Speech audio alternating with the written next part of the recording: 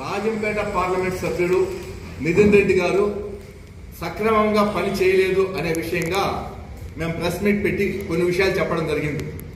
ముఖ్యంగా మేము ఏం చెప్పామంటే కడప మదనపల్లి బెంగళూరు రైల్వే లైన్ గురించి, బీటీ కళాశాల గురించి, ఎంపీ ల్యాండ్స్ గురించి అతను స్పందించడం లేదు, చేయలేదు అని మేము చెప్పడం జరిగింది.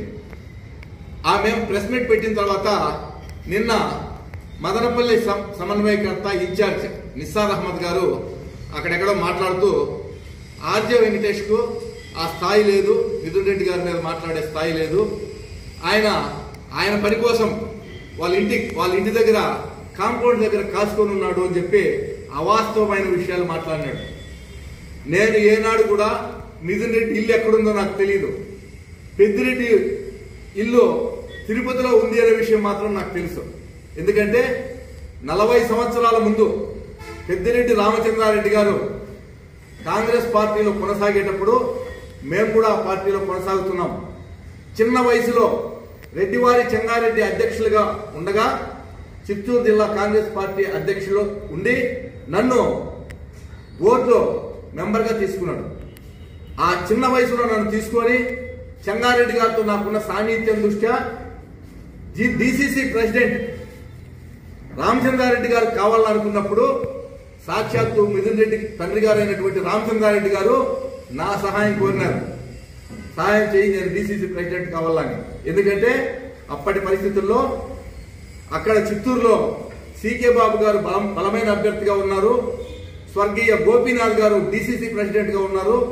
డిసిసి ప్రెసిడెంట్ గా గోపీనాథ్ గారు మారిపోయేటప్పుడు చెంగారెడ్డి గారి సహకారంతో సికే బాబు గారిని పక్కన పెడుతూ ఒక బలమైనటువంటి వర్గం కావాలి కాబట్టి నా సహాయం కోరి మీ తండ్రి గారు ఆయన రామచంద్రారెడ్డి గారు జిల్లా కాంగ్రెస్ పార్టీ అధ్యక్షులైనారు.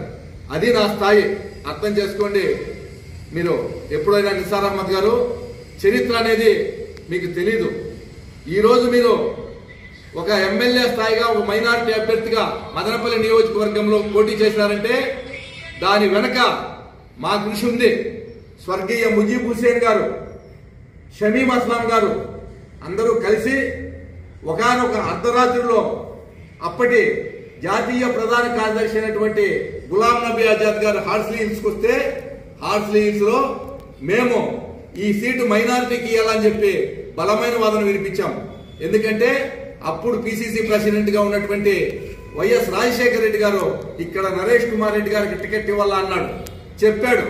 కడప జిల్లాలో ఉన్న బంధుత్వం దృష్ట్యా సమీకరణల దృష్ట్యా నరేష్ కి టికెట్ ఇవ్వాలనుకుంటున్నాము అని అంటే అప్పుడు మేము లోకల్ నాన్ లోకల్ అని చెప్పి ఒక ఇష్యూ చేసి ఈ స్టాటిస్టిక్స్ అంతా పెట్టి మేము ఈ సీటు మైనారిటీకి అయ్యేదానికి మేము మా వంతు సహకారం మేము చేశాం.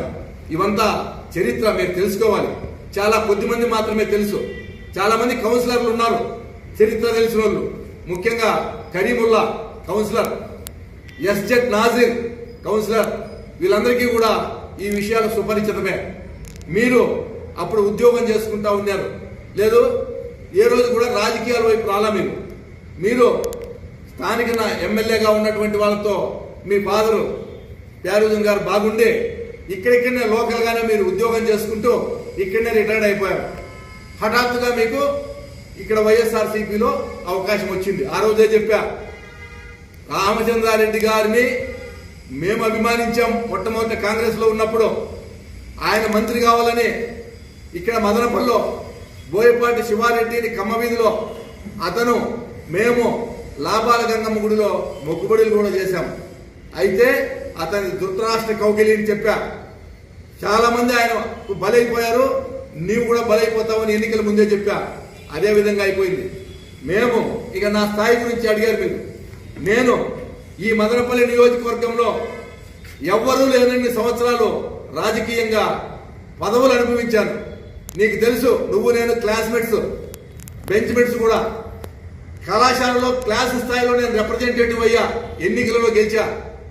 బీటీ కళాశాలలో విద్యార్థి నాయకునిగా ఫైన్ ఆర్ట్స్ సెక్రటరీగా ఎన్నికలలో గెలిచా.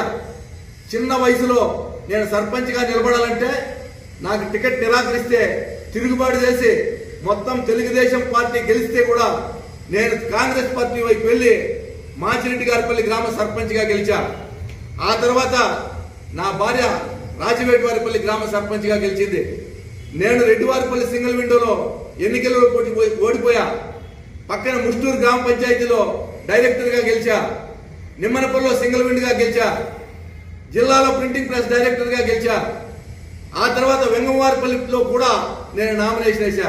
అంటే మాకు నిమ్మనపల్లి మండలంలో 10 పంచాయతీలు ఉంటే 5 పంచాయతీలలో నేను పోటీ చేసిన చరిత్ర నాది. ఈ రోజుకి నీవు వార్డు నెంబర్ కూడా కాదని సార్, అయినా నా స్థాయి గురించి అడిగావు. ఇప్పుడు నీకు నేను చెప్తున్నా, మాకు వచ్చింది ఫారెస్ట్. మామూలుగా ఈరోజు మేము పేపర్లో చూశారు మిథున్ రెడ్డి గారు భూమి ఆక్రమించుకున్నారు అని. ఇక్కడ మీకు రికార్డు ఇస్తున్నా, మా మైనార్టీ అధికార ప్రతినిధి ద్వారా నీకు ఈ కాపీ అందజేస్తున్నా. ఈ రిపోర్టు ప్రకారం ఫారెస్ట్ డిపార్ట్మెంట్ వాళ్ళు రెవెన్యూకి సంబంధించినటువంటి పేద ప్రజల భూములను ఆక్రమించుకున్నారు. 3 గ్రామ పంచాయతీల్లో నిమ్మనపల్లి మండలంలో పేద ప్రజల రైతుల భూములు ఆక్రమించుకుంటే దానిపైన నేను పోరాటం చేస్తున్నా. అందులో భాగంగా నాకు ఇబ్బంది పెట్టాలనే ఉద్దేశంతో నా ప్లాన్ మార్క్ దారిని కూడా డిస్టర్బ్ చేశారు. అది కూడా క్లియర్ గా రిపోర్ట్ లో ఉంది. నేను దీన్ని మీకు విలేకరులకు కూడా ఇస్తున్నా, మీకు కూడా ఒక కాపీ పంపిస్తున్నా. స్థానికంగా ఉన్నటువంటి ఒక రాజకీయ నాయకుడు రాజకీయంగా నన్ను ఎదుర్కోలేక నన్ను ఇబ్బంది పెట్టాలనే ఉద్దేశంతో, ఆర్థికంగా ఇబ్బంది పెట్టాలనే ఉద్దేశంతో మీ పార్టీ అధికారంలో ఉన్నప్పుడు మమ్మల్ని వెంటాడాడు, కేసులు పెట్టించాడు. ఈ రోజు మీరు ధర్నాలు చేస్తున్నారు. ఈ రోజుకి నువ్వు 16వ మీటింగో 17వ మీటింగో ఈ నియోజకవర్గంలో మీటింగులు పెడుతున్నావు. అదే మాదిరిగా మనం పెట్టింటే అన్ని కేసులు మా మీద వచ్చేటివి. మీకు మాకు ఉన్నటువంటి తేడా అది. మా ప్రభుత్వం మీకు స్వేచ్ఛనిచ్చింది. ఈ రోజు మీరు స్వేచ్ఛగా మీటింగులు పెడుతున్నారు. ఆనాడు మేము కాల్ తీసి బయట పెడితే పోలీసు జీప్ ఉంటుంది ఎదురుగా, హౌస్ అరెస్టులు, మాట్లాడితే పోలీసులు, నిర్బంధాలు. ఈ రోజుకి కూడా మేము పోలీసులు కేసులు పెట్టించుకొని కోర్టుల చుట్టూ తిరుగుతున్నాం. కానీ మీరు స్వేచ్ఛగా విమర్శిస్తూ మీటింగులు పెట్టుకుంటా ఉన్నారు. మీ ప్రభుత్వానికి మా ప్రభుత్వానికి ఉన్నటువంటి తేడా చరిత్ర తెలుసుకోవాలంటే మీ పాత కాంగ్రెస్ లో ఉన్నటువంటి వాళ్ళు ఈ రోజు వైసీపీలో మీతో సహచరులుగా ఉన్నారు, వాళ్ళని అడిగి తెలుసుకోండి. మేము ప్రశ్నించేది ఏమంటే, ప్రజాప్రతినిధులు ఎవరైనా కూడా తెరిచి ఉంచిన పుస్తకం. మేమెక్కడ భూ ఆక్రమణకు పాల్పడలేదు, ఇసుక దందా చేయలేదు. ఇసుక కావాలంటే నా తోటలో మస్తుగా ఉంది, అందరికి ఉచితంగా ఇచ్చా. బాత్రూములు కట్టుకోవాలంటే ఉచితంగా ఇచ్చా. దానికి అక్కడున్న స్థానిక నాయకులకు చాలా ఫీలింగ్ అయిపోయి ఇబ్బంది అయిపోయి నాకు ఇబ్బంది పెట్టేది మొదలు పెట్టారు. ఒక ప్లాన్ మార్క్ దారిని అది కాదు అని రాపించారు. కానీ ఏడీ గారు ఇచ్చారు అది ప్లాన్ మార్క్ దారిని.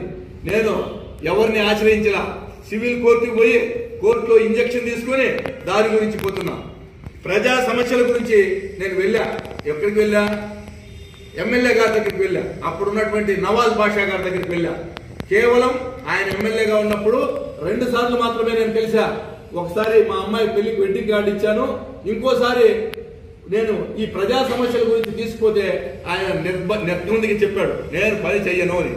ఇది నా సమస్య కాదు, ఇది ప్రజల సమస్య, నా సొంత సమస్య అని నేను ఒత్తిడి తెస్తే ఫారెస్ట్ రేంజర్కి ఫోన్ చేశాడు, అయ్యా అదేదో అట్లా చూడు ఆ సమస్య అని. ఆయన చెప్పిన సమాధానం విని నేను ఫారెస్ట్ రేంజర్ను కూడా అడగలేదు. కోర్టుకి వెళ్ళాం. కోర్టు ద్వారా న్యాయస్థానాల్లో న్యాయం కోసం పోరాడుతున్నాం తప్ప నేను ఎవరిని కూడా ఏ ఇంటి దగ్గర దేవరించలా. ఇది నేను తెలుసుకోవాల్సిన విషయము. నిజానికి ఇంకా ఎప్పుడు కూడా ఇటువంటి అబద్ధాలు మాట్లాడొద్దండి, అవాస్తవాలు ప్రచారం చేయొద్దండి. మీ పైన మాకు గౌరవం ఉంది, మీరు నిజాయితీ పరులని మాకు నమ్మకం ఉండేది. అయితే ఈ పార్టీలో చేరిన తర్వాత ఆ బుద్ధులు మీకు వచ్చినట్టున్నాయి. మీరు కూడా అవాస్తవాలు మాట్లాడుతూ అబద్ధాలు మాట్లాడుతూ మా పైన నిందలేసే కార్యక్రమాన్ని మానుకోవాలని చెప్పి నిస్సార్ అహ్మద్ గారికి ఈ సందర్భంగా సూచిస్తున్నాను.